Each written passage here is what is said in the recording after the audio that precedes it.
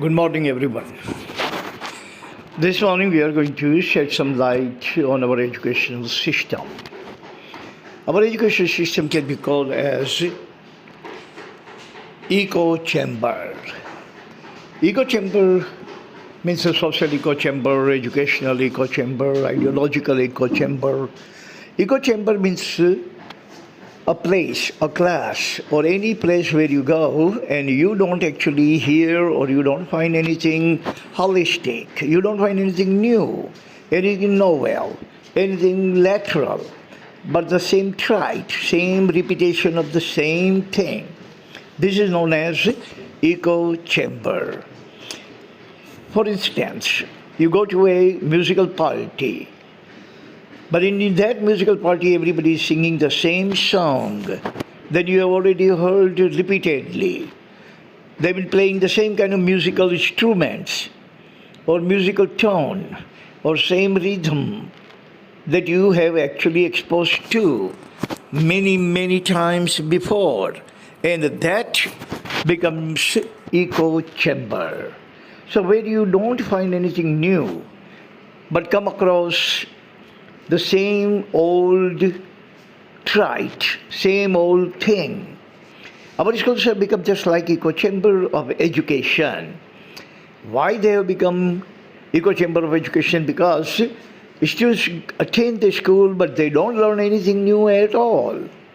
They have been learning the same thing about Mirabai and about Narsi Mehta and about the Haldigati Nuyud and about breeds and about Mughals and about wars and about all kinds of very nitty-gritty or mundane and inane things. Very deep inanity, nothing else. Just inanity and banality. They don't teach you what happened last year, what kind of inventions were carried out, what kind of discoveries were made. They don't actually expose to you anything new.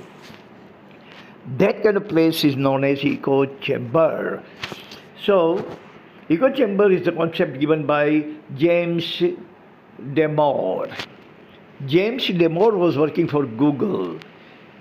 He was software engineer, a prominent software engineer, and he actually did not see anything new, did not hear anything new, did not expose himself to anything new, and that is why he wrote a memo, many pages memo, and distributed them among his colleagues. That Google is nothing but an echo chamber, ideological echo chamber.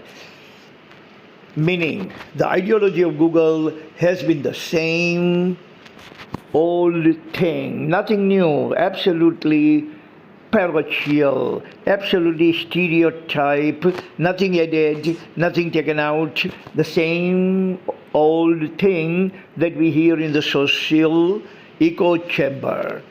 Google's policy about female, Google's policy about discrimination, about prejudice, about profit sharing, about opportunity sharing, about inclusive decision, about female or female empowerment. He did not find anything new. And whatever he heard was all fluffy words, only fluffy words. Tall claims, nothing substantial, nothing implementable, nothing was implemented, nothing was done, always and only fluffy talks. He has actually given this concept, and I have prepared 4 points of my own, shedding light on the Indian education system as educational echo chamber. Point number first is schools where you learn what you already know. Our schools have become where you go and you find every single thing the same routine, same stereotype, same trite that you already know. Teachers don't tell you anything new. Everybody knows about whether you are educated or not. Everybody knows about Mirabai and about Narsi Mehta and about Girnar and about Datar and about Haldighati News and all that. Now, students attend the class and they actually are exposed to the same thing. This is called educational echo chamber. Point number 2 is the schools which echo your own knowledge and intelligent quotient. Level of knowledge and level of intelligent quotient between teachers and students is not much different at all. Teachers know what students know, and what students know, that is what the teachers know. God bless my Professor Desai used to say to us in our college days that the difference between teachers and student is only one night.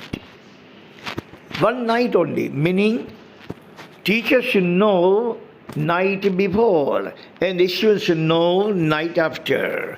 Meaning teachers prepare every single thing at night and they teach students next morning. After that, both of them actually allow their knowledge to evaporate. Same night teacher is going to learn something else. Next morning teacher is going to pass it on to students. So difference between student and teacher is only one night. And that was, at that time, that was absolutely correct.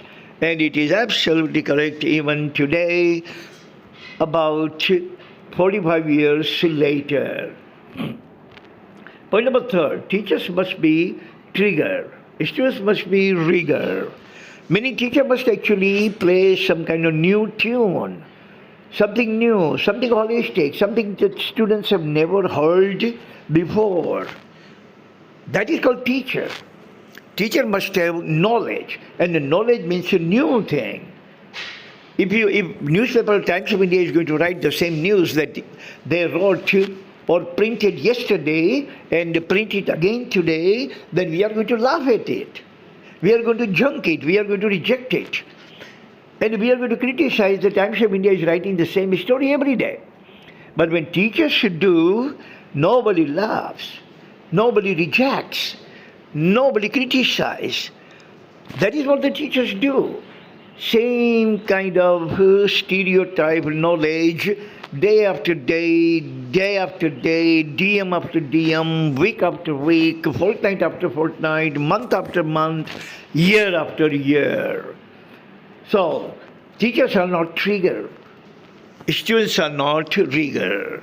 They both are actually fumbling in the very shallow spring of education, not knowledge, education. They both are fumbling in the very shallow spring of education, meaning they both don't have any kind of depth of education, depth of knowledge, depth of erudition. Both are shallow people. Students are shallow, so are the teachers.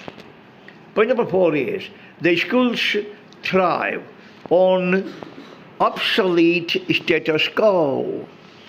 Status quo. Our Indian schools are thriving on the same kind of knowledge someone proliferated about 50 years ago or even 75 years ago. We don't write different things. We don't write Gujarati, new Gujarati books. We don't write Hindi books. There are 2 million books every year, I should say. Every year, 2 million books are written in America, in English. And in India, in Gujarat, 200 books are not written in Gujarati. In India, 200 books are not written in Hindi. How we are going to get new knowledge if there are no new books? If there are knowledgeable people, then knowledgeable people are going to write down their knowledge in the pages of book. And those pages of book will be read by curious, inquiring-minded students, and our knowledge will jack up.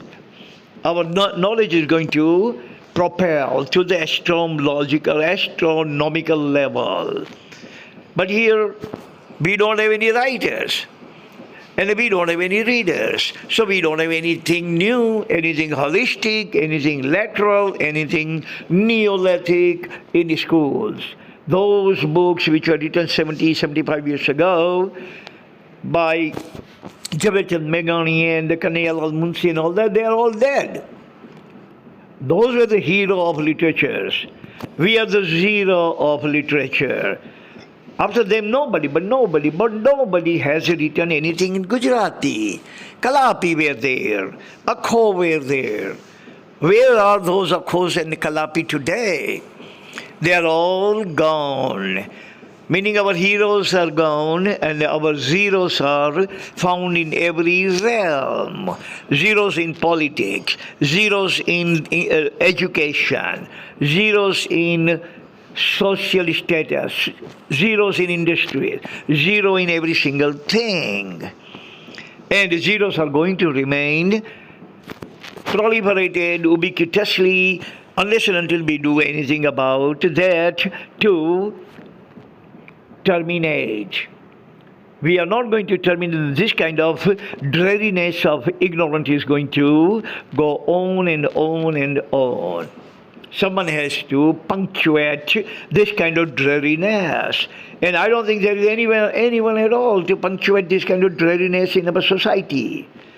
The dreariness of education is the worst kind of dreariness. Worst kind of dreariness in the world is educational dreariness in which grandfather, father and grandson, 3 generations have the same IQ. That is a shame for India, especially for India because India happened to be the cradle of education. Takshila Nalanda started education in the world, not in India, in the world. People all over the world used to come to India to get not education, but tutelage. Not tutelage, but erudition. They used to come over here. Alexander the Great's teacher was Aristotle.